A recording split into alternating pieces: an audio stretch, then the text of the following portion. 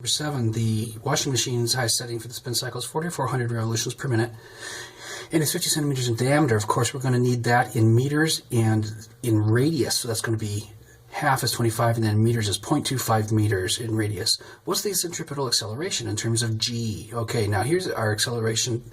Centripetal equals angular velocity squared times radius. Now I'm going to convert my angular velocity first because it lets me put it in the right units before I have to square it and then multiply it by something else. So it's 4,400 revolutions per minute. And where am I going? Well, I know I'm going to have to get this in terms of g, in terms of Earth gravities. And the only real figure I know for Earth gravities is 9.8 meters per second squared. So what I want is this is in radians per second. And why that? Because looking ahead, I know I'm going to multiply by meters here. And like I said, radians is not technically a unit. If I multiply radians by meters, I don't get radian meters, I just get meters. And the seconds is going to go into the squared term and get squared. I'm going to have meters per second squared. So I can convert to g. Let's run through this. Angular velocity is 4,400 revolutions per minute. I want it in radians per second. So 2 pi radians over 1 revolution per revolution. The revolutions cancel out. 2 pi radians multiplied by 4,400 divided by 60 because it's 60 seconds per minute. Seconds goes on the bottom so that minutes will cancel out. That's this multiplied, divided, 460.8 radians per second. That goes down here as the fat W, which is really omega, which is angular velocity. That's going to get squared and times the meters version of the radius, like I said. Here's my result. That's meters per second squared. But how many g's is that? How many Earth gravities? Well, it's 9.8 meters per second squared for 1 Earth gravity. So how many times does this fit into that? The answer is roughly 5,420. I think that was rounded to 3 significant figures. If you get something like 5,416, that's fine. Number 8. So the highest setting for the spin cycle can generate 300 g of centripetal acceleration. And again, I think that's probably unrealistic, but we'll go with it. And the washing machine drum is 58 centimeters in diameter. Again, I'm going to want this in meters. That's going to bump the decimal over here, and half of that for the radius. Now I'm dealing with the same formula as before, except that I'm being asked for the angular velocity, so I need to solve this for omega. Now I'm going to also not put this in g, I'm going to put it in terms that will cancel with my radius. If I put this in g, when I divide, that's illegal because I get some units that are just gibberish. I need my meters to cancel here, so before I go into here, I'm going to convert to meters per second squared. 300 g is canceled out here. The g's are canceled out when I put the 9.8 meters per second squared on top. This times that equals this. This goes into here, and now my meters will cancel, and I get radians per second squared. How did I get radians? Well, remember, when I divide by the radius, when I divide the outer distance on the circle by the radius, I get radius's worth, or radians. So it technically is just per second squared, but I'm going to put radians so I remember what I'm doing here, because I'm going to need that in a minute. I need to take this divided answer, which is this, and square root it, which is this.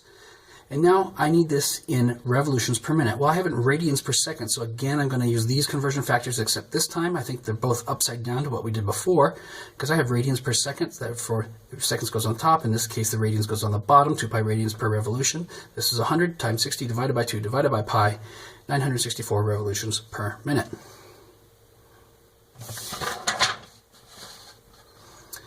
Nine.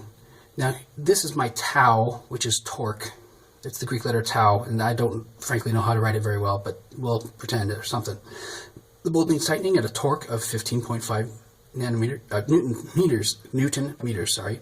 The wrench is 0.29 meters long. What's the least amount of force you can use to do this job? The least amount of force would be if you would point your force at 90 degrees to the radius, a direct right angle to the wrench at all times. So we're going to use 90 degrees. In fact, it's required because you were asked for the least amount of force. I'm going to solve this for force, though.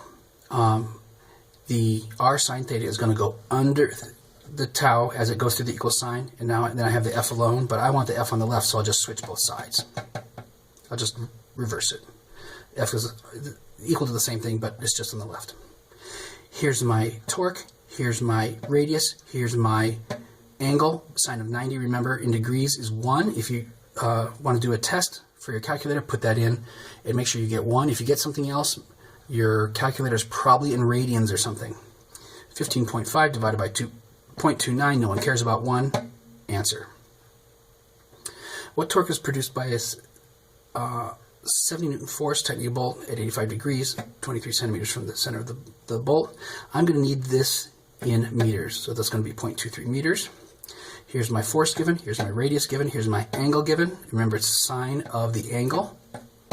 So I would do this first, sine of 85 degrees first, times 0.23 times 70 should get you that.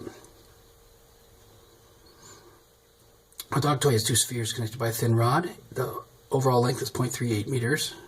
If we ignore the mass of the connecting rod, we're going to cheat a little bit here. And the spheres are 0.3 kilograms each.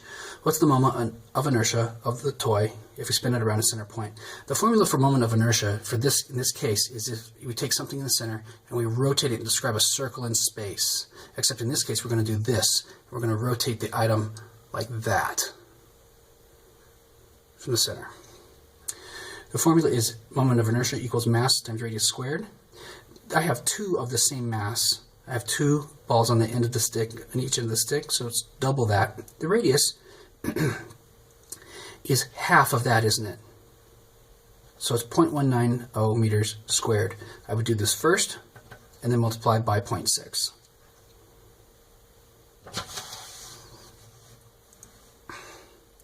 A bicycle wheel with a radius of 39 centimeters. Okay, that's almost certainly going to have to go into meters, 0.39 meters, but it is the radius, so I don't have to divide by 2. Is given an angular acceleration of 2.8 radians per second squared by applying a 50 Newton force to the edge of the wheel on a tangent to the circle. Means at 90 degrees to the radius. What's the moment of inertia? Now I don't have to solve for I, but I do have to pull one little trick in that they don't give me the torque. I can figure out the torque though, because back from number 9, I know that torque is force radians sine theta. I also know that theta is 90 degrees. So here's the force they gave me, here's the radius of the circle, sine of 90 degrees, which again is 1, and here's the angular acceleration, which is the Greek letter alpha in this case. And yes, some of you call it little fishy, but it's alpha, and the value was 2.8 radians per second squared. Multiply, multiply, multiply by 1, divide, you should get this. So in this case, the bicycle wheel, we know the radius, that's going to be 0.35 meters, is given an angular acceleration of 3.6 radians per second squared. And they give me moment of inertia. Okay, so we're going to have to solve for something else. What is the force on the wheel that was applied at 90 degrees? So I'm going to take this formula. Again, I'm going to substitute in force radius sine theta. But in this case, I didn't want to know the force. So I need to solve for force. R sine theta is going to get pushed through the equal sign and go under. Alpha is going to get pushed through and go up. And then I'm just going to turn it like this because I want my F on the right so I can continue writing on the right side of the equal sign. Here's the moment of inertia. Here's the angular acceleration. Here's my radius. And here's my sine of the angle. Multiply, multiply, divide, and no one cares because it's 1. You should get that. Oh, except that we forgot the unit. There we go.